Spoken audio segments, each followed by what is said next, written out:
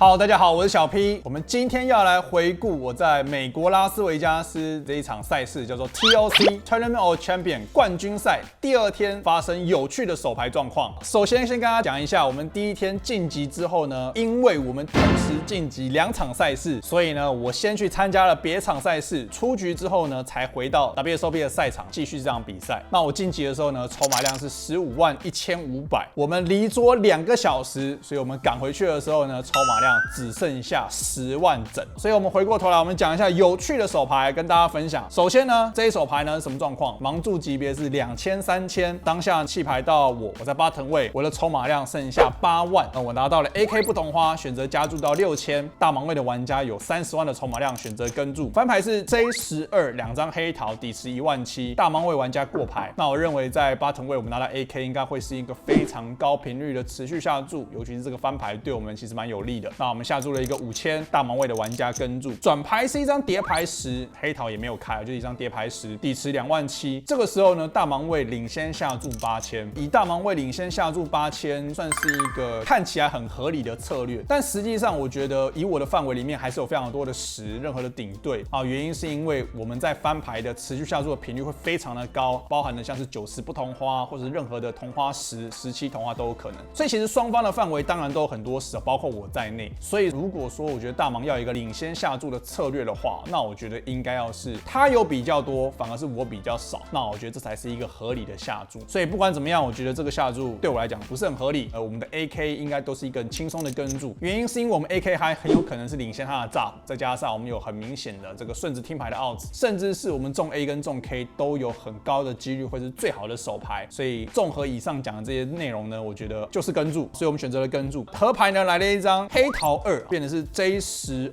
2张黑桃，然后 Turn 10 River 2，合牌这张2呢还是黑桃2哦，所以就是开了一个正门同花的出现，底池43000，然后呢大盲位的玩家直接 all in 我，那我剩下6万2嘛。那我觉得在这个合牌对上一个 1.5 倍底池的 all in， 我觉得 AK High 应该是一个很明确的弃牌。我们的范围里面有很多的 full house 可以跟注，甚至是同花都可以考虑跟注，甚至是一些大对子啊。如果我觉得他在炸，那我觉得 QQ 以上的手对，然后也可以跟注。所以当下呢，对上这个大子孙的下注呢，我觉得就可以弃牌。下一手牌非常的精彩，这是一个翻牌前的状况。首先呢，是一个8人桌的状况，盲注级别2000、3000，8人桌的 UTG 加1有15万的筹码量，他选择加注到6000。然后呢，我在 low 价位，我有81000的筹码量，我拿到了一对 J。那我觉得这个一对 J 呢，对上 UTG 加1，我觉得有2种策略，我们可以考虑跟注，然后这手牌呢也是可以价值下注，所以这个是2个都可以。那我当下选择3次下注，在这个低于30个大王的下注尺寸呢，我认为会是一个2.5倍我们讲过很多次了，尤其是这种大牌，所以我们3次下注到15000。这个时候呢，是在我下一家，也就是 high 价位的对手，他有20万的筹码量，他选择了4次下注到42000，然后 UTG 加1弃牌到我有一个决策要做。那我们要先能够定义出来我的范围对上 UTG 加1的范围价值的下注，当然 JJ 以上的对子跟 AK 都是我的顶端范围。那我的炸虎的话，如果是一些同花 A、同花 K， 当然就是一个明确的弃牌。那我们先讲一下我们的价值下注对上 high 价位的4次下注，我们应该继续什么样的范围？我的直觉是，第一个，我的筹码量不到30个大盲，那我觉得以大部分的玩家来讲，他很有可能会4次下注一些我觉得很明确的价值手牌，可能会是 JJ 以上的对子跟 AK， 我觉得最明显。那他有没有炸虎？我觉得在这个情况下可能没有原因是因为前位加注，然后我在 low 价位3次下注，我觉得大部分的玩家在这个情况下不大会炸。那如果说他没有炸，或者是他炸我非常的少，那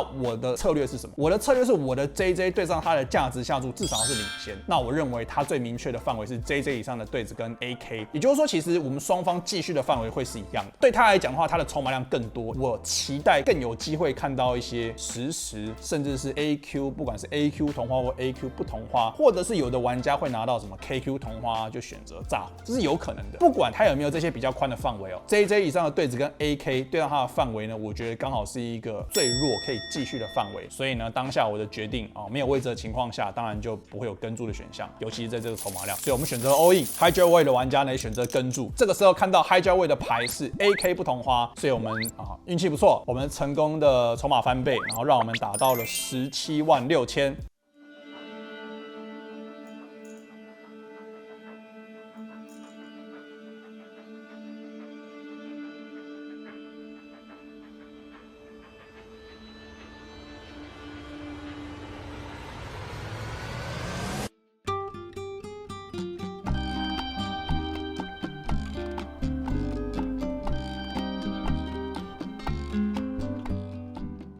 下一手牌啊，也是翻牌前 all in 的状况。当下的盲注级别呢是2000、4000一个8人桌啊。UTG 的玩家呢是一个女性玩家，她是一个我在美国打比赛其实还蛮常遇到的，尤其是 WSOP， 至少我知道她是一个算是比赛常客。她有144000的筹码量，加注到9000，这个时候弃牌到我在小盲位，我的筹码量有156000，我拿到了一对 Q。那我觉得一对 Q 对上8人桌的 UTG 应该是一个相对来说很明确的3次下注，原因是我们在小盲位，我们没有位置，然后我们的手牌很好很强，所以我们3次下注到31000。这个时候竟然 UTG 的玩家4次下注，他选择了一个72000的下注尺寸。所以呢，我们先回过头来，我们看2位玩家的筹码量，他有144000，我有156000，也就是说实际上大约是36个大盲，所以他加注他一半的筹码量的意思啊。当下呢，我的想法当然是非常的不舒服，因为我觉得会选择这样的下注尺寸就是什么，很像什么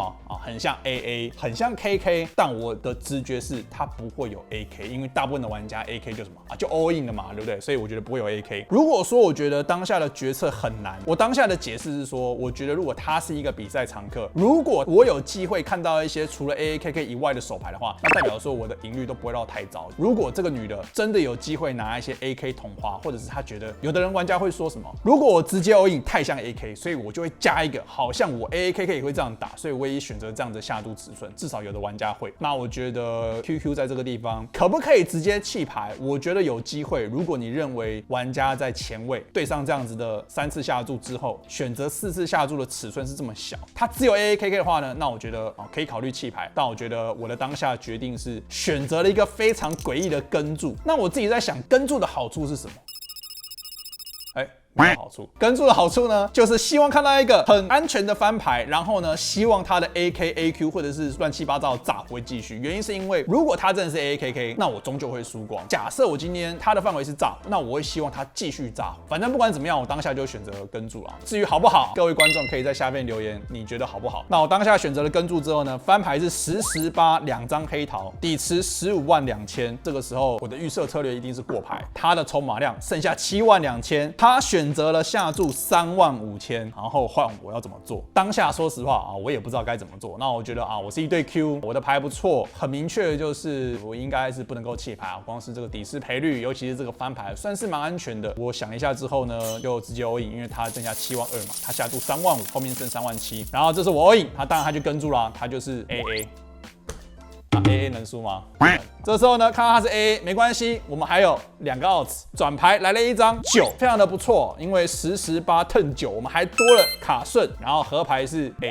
合牌中 full house， 然后我就输了。然后这个时候呢，旁边一个男生就说啊，他讲英文啊，他说啊，你看人家女生对不对？女生玩家前卫面对你的3次下注还4次下注，就是 AA 嘛，女生玩家还会玩什么？就 AA 嘛。然后那女的就超级不爽，她说我们女生职业牌手也可以有很宽的范围好吗？不是只有 AA 好吗？然后他就想要解释说，他的下注尺寸里面好像还会有其他的炸。虽然说我自己在事后想一下，可能不一定会有，但我觉得这手牌就是一个还蛮难的状况。但我觉得这个长期来说不是一个重点，原因是因为在30几个大盲拿到这种 QQ 以上的对子，如果说你真的输的话，我觉得不管是谁应该都会输。所以我觉得长期来讲，就是这个期望值呢应该是差不多的啦。那我当下呢就是输了一个非常大的底池，虽然说我有机会可以逃过一劫，但我觉得 QQ 真的是太大了。下一手牌发生的状况呢是2000、4000的盲注级别，这个时候 low 价位的对手有40万的筹码量，选择加注到8000。那我们刚刚前面输了一个非常大的底池，我们筹码量只剩下36000，我们在大盲位拿到了 Q3方块。那我认为就算在10个大盲左右呢，我们在大盲位还是会抵抗相当高频率的范围。那当然这种同花牌啊都是一个预设的跟注范围啊，没有问题。我们选择了跟注。那这个时候呢，翻牌是26方块跟一张10啊，所以呢是26、10两张方块。我们有一个同花听牌，底池22000。这个时候我们大盲位后手剩28000，选择过牌。low 价位的对手选择下注4000，然后这时候到我们有一个决定要做。好，首先我觉得第一个就是当对手下注的尺寸越小，那我预设他的下注的范围会越宽。对上这样子的范围呢，当然他有一些炸虎还是领先我的 Q high， 但问题是我们的 Q high 的同花听牌，我认为会是有的时候跟注，有的时候加注，这2个各有各的好处哦。原因是因为跟跟注的话，我们可以用一个比较低的成本看到转牌。那如果说转牌开一些，比如说3啊、Q 啊、方块啊，那我们都可以很好的再继续。那如果说是加注的话呢，当然有一个好处就是我们可以拿到这个主控权，也就是说，当我们今天加注，对手很有可能会过度弃牌一些，比如说 S 牌或 K 牌，那这是一个非常好的事情因为它是领先的手牌，但是它弃牌，所以我觉得两个都 OK。那取决于就是我当下对于情况的判断跟对手的判断。那我当下决定加注。至于加注的尺寸的话，我觉得底池22000，我们后手是28000。当今天对手下注4000的话，我会不会有一个不是 all in 的下注尺寸？我在想应该不会，因为我们就剩下7个大盲。在当下的状况，我觉得就是直接就 all in 了。那我 all in 了之后呢 ，low 价位的对手跟注，这个时候呢，2位玩家摊牌，我是 Q3方块，对手是54方块啊，非常的好。对手也是一个同花听牌，他有一个同花顺听牌，但是同花顺的听牌的 outs 在我手上，所以呢，我们的 Q high 就领先了这个对手。转牌来一张10，合牌来一张 K， 变成是我们的 Q high 啊，成功的赢下这个底池。所以我们刚刚没有讲到，就是还有一个机会呢，是我们透过翻牌的加注，可以不用处理转牌跟合牌嘛，然后甚至还有一点点机会，其实 Q high 会是最好的手牌。虽然说我们是蛮意外的，这手牌让我们成功的筹码翻倍。下一手牌直接的下一手牌啊，从大盲位变成是小盲位。这个时候呢，是另外一个 low 价位的对手，他大约有15万左右，他加注到8000。这个时候我在小盲位，我筹码翻倍了嘛，所以我大约有75000，我拿到了 KQ 不同花，带一张红桃 Q。那我觉得20个大盲小盲位对上 low 价位，我觉得 King Queen 其实可以考虑 all in 啊。第一个可以考虑 all in。那我觉得当下我选择跟注啊，最主要的原因是因为第一个，我觉得大部分的玩家翻牌后都打得蛮差的，就算是有位置，我也会考虑到说，如果大盲位是一个比较弱的玩家，让大盲位跟进来不一定是一个坏事。所以这手牌2个决策都可以。那我当下选择了跟注，大盲位的玩家也跟进来，大盲位的玩家大概也是10几万的筹码量，差不多，反正我就剩7万5，他们2个玩家都比我多。翻牌是 J9，还有一张小牌忘了，反正2张红桃，底池28000。翻牌是我们小盲位过牌，大盲位也过牌啊，这是非常的正常。然后这个时候 low 价位的玩家在28000的底池选择了持续下注1万。那首先呢，我们 KQ 在一个 J9，还有一张小牌的翻牌，2张红桃，我们是有一个卡顺，2张高牌带有后门花的听牌，所以我们很明确的应该是会继续。那我觉得在这种多人底池的话，我不会选择拿这个牌来加注，原因是因为我觉得第一个不够强，弃牌要太可惜，所以我觉得就是一个很明确的跟注。那我们选择了跟注之后呢，大盲位弃牌，然后我们2人单挑看到了转牌，转牌是一张红心10，代表说我中了一个顺子，同时还有一个同花顺的听牌。这个时候呢，底池48000，我们的预设策略呢还是过牌。那这个时候呢，对手也过牌，因为他也知道其实小盲位跟注的范围里面有非常多的这种10J Q10 QJ KQ 这种2张10以上的人头牌，所以他也知道这张10其实对我的帮助蛮多的，尤其是我在小盲还有可能一些同花 A 啊，就是中同花的机会，当然有，所以他也选择过牌。然后这个时候呢，合牌来了一张蛮特别的，是一张 Q， 变成是90JQ 在这个台面上，是一张方块 Q 啊，3张红桃在台面上。这个时候底池48000嘛，我在想我们的预设策略会是什么？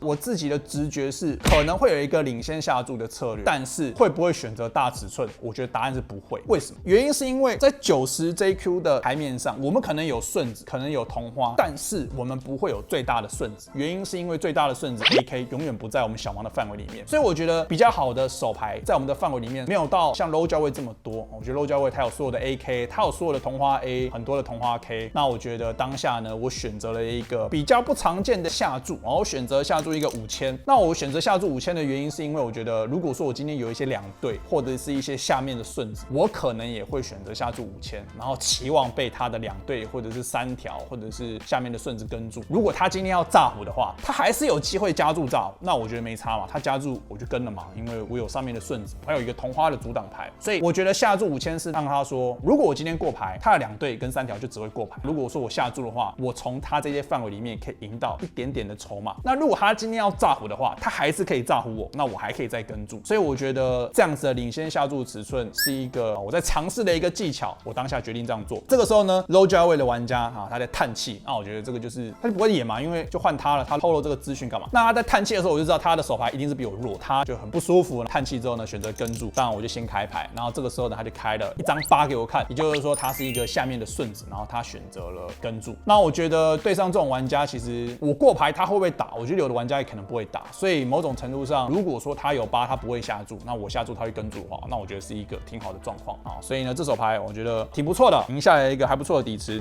以上就是这一集的手牌讲解。如果你你对我们的影片有任何问题的话，欢迎在影片下方留言。如果说你想要问我手牌的话，欢迎到我们的 Discord 手牌投稿区投稿你有问题的手牌。记得要订阅分享我的影片。我是小 P，大家拜拜。